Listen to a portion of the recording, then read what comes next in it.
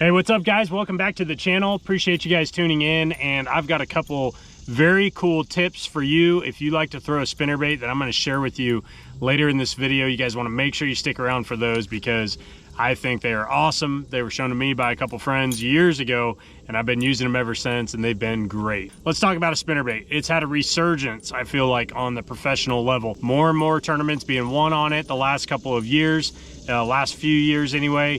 And I feel like so many people kind of switched over to swim baits for so long, and swim baits are still great. Don't get me wrong, they still win tournaments. But I feel like all eyes were taken off the spinnerbait for a few years, and the fish weren't seeing them nearly as much. And I feel like that's part of the reason for its resurgence. When we talk about rods and reels that you want to be throwing with a spinnerbait, guys, this is a big hook. Remember, it's all about the size of your hook when you're choosing a rod that you're gonna throw and line. If I'm fishing up around the bank, throwing this around targets, I'm gonna have it on a 7-foot medium heavy. And most of the time, probably not 15, probably 17-pound line, maybe even 20. I'd rather go higher with the spinnerbait than down to 12, or it would never even think about, honestly, going lower than 15, to be honest with you. This is a 7.3 medium heavy, so this is a rod that I would use if you were fishing a little bit more open water. Kind of like how I won the Toyota series at Lake Eufaula this year. It was open water. I was making long casts to some brush piles with this guy, and that longer rod played a big part in me getting a good hookup with those fish compared to just a 7-foot medium heavy. And then reels. We've talked about gear ratios before, and you guys have heard me say that we want to use lower gear ratios for baits that we're moving through the water column. On a spinnerbait, I'm gonna throw 6.8 to 1, 6.6 to 1, 6.4 to 1, something like that. You want something that picks up around 25 to 28 inches of line per turn of the reel. That's what you're looking for. All the different brands, you know, they make different gear ratios in the 6s, but pay attention to that line recovery. That's really what you want to be looking at. Let's get into the first tip. The first tip is, this is a cool one.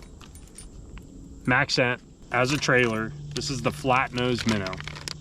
And if you want to add like a nice trail to your spinnerbait of scent going through the water, this is exactly how I rigged it at Lake Eufaula. We're gonna take that flat nose minnow and we're just gonna thread it. I like finding a spinnerbait that's got some type of bait keeper like this guy does right there, you can see. And this spinnerbait is beat up. But we're gonna go down a little bit further. So number one, this is gonna add a little bit of bulk to the bait.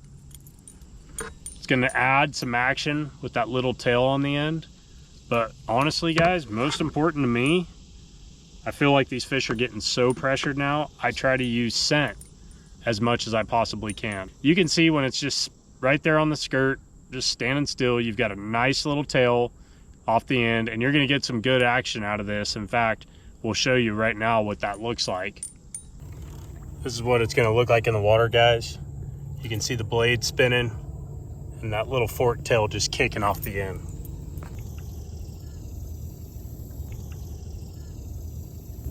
So you guys can see the action is great on that trailer, but again, with all the pressure these places are getting, I feel like it doesn't hurt me at all. In fact, I want to have as much scent as possible on everything I'm throwing these days because these lakes are getting so much pressure. So the second tip I'm going to share with you guys, spinnerbait companies probably aren't going to like it because you're going to be able to make your spinnerbaits last a lot longer. And man, what a difference this makes. It's so simple. And it takes some time to get it done right, but well worth it. You can see right here, we have a little #1 split ring, and we wrap it around this far, it's all the same wire obviously, but we wrap it around this far end and the end coming off the head. And I want to show you guys how you cannot bend it out. It's unbelievable. You can catch 30 fish on one spinnerbait. You're gonna dull the hook up before you bend it out. This was a key for me at Eufaula this year in the Toyota series that I won, because I only had a couple of these spinnerbaits, #1, and I was losing some in the brush piles. But then the fish, you know, I was catching such nice fish, 17, 18 pounds. If I hadn't had this split, or the little split ring on there, I would have bent this thing out and I would have ran out of the spinnerbaits that I was catching them on. That was a huge player for me back in May on Lake Eufaula. And guys, anytime I'm throwing a spinnerbait now, and I get them for free from Berkley, I'm gonna be honest, I get them for free, not gonna lie, but I still put one on there. I don't want to go through spinnerbaits that I don't have to go through. So take a number 1 split ring, get it around there. I mean, look guys, we're pulling it. It almost makes it like those old titanium ones, you know, that were just fun to like pull around and let them snap back into place, and they would always go to the same spot. It's almost the exact same thing.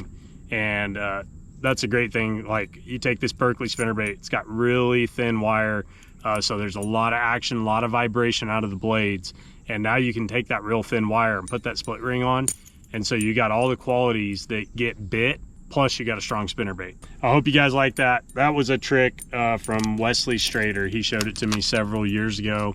He is great at throwing a spinnerbait, and man, it has made a difference for me, at least going out there and keeping my spinnerbaits intact and not breaking them on fish. You know, they get in the boat, they flop around, and they're slinging those wires around. Just doesn't happen anymore. So it's great. I hope those tips help you guys with your spinnerbait fishing. And even for me, you know, like I said, I have not been throwing spinnerbaits that much throughout my professional career, but the past few years, Berkley came out with some. I really like them. I've had a lot of fun throwing them, and I feel like, you know, like I said earlier, so many people were focused on swim baits for so long. I feel like that spinnerbait is coming back. It's making that resurgence. It's a bait, obviously, that's here to stay forever, and these are just some tricks that'll hopefully help you catch more fish, help you not lose as many or break as many spinnerbaits, and have more fun while you're doing it. I appreciate you guys watching. Thank you for tuning in. I have more videos out here on YouTube, so feel free to watch those. Leave a comment below if you have any questions. I'll be happy to answer them. Take care. We'll see you guys next time.